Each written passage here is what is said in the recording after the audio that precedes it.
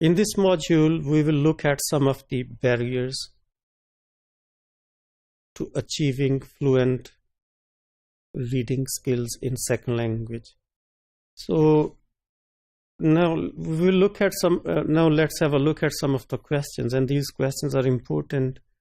Understand some of the barriers, and the main point of this module is to make you aware of some of the barriers or hurdles which your students may experience while becoming fluent readers.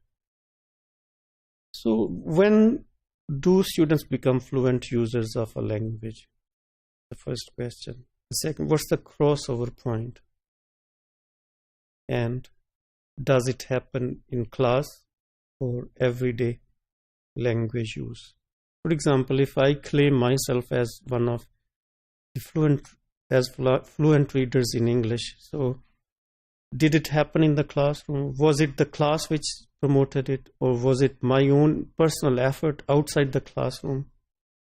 And how long it takes to become fluent reader in a second language? For example, in our case, English, what triggers change? Why do some students make it and some don't? Why do some students become fluent and some don't become? And some make the leap, they succeed, and some never do. And some fail while others succeed. So what are the barriers? What are the hurdles which can impede students from becoming fluent readers? Now let's have a look at these hurdles. SL research, second language acquisition research, suggests that studying intensely and to the point of tiredness or exhaustion is one of the hurdles to become fluent reader. So this is your job as a language teacher. As language teachers, we need to tell our students explicitly that they shouldn't study intensely, because at times we need to make our students train in intensive reading, and there are areas where we can train our students in extensive reading. So we should tell them not to tire them while reading. Another barrier which can occur is to read materials which are too difficult and which are far above their current second language level. So this is our job as language teachers, to choose materials, to bring in the materials in the classroom which are according to the current level of the students. And another barrier is that most of the students who don't become fluent, they translate each and every word, and they try to memorize technical or specialized words.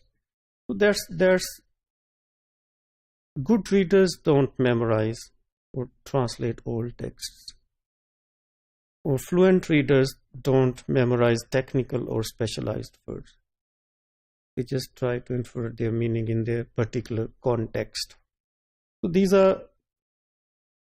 another barrier is this: they try to study only authentic materials at higher levels. For example, if their level is not at advanced or intermediate or advanced level, they shouldn't read texts which are dense in lexes, which are in meaning.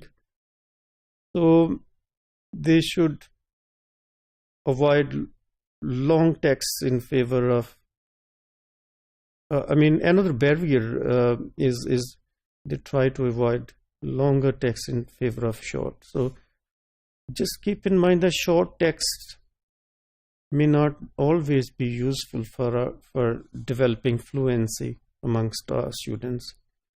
Another barrier is they read only to study and they don't study for pleasure. And most of the fluency, I have seen personally that the fluent readers are those who read, who not all the times, they just don't read for necessity or for a purpose, rather they read for the pleasure.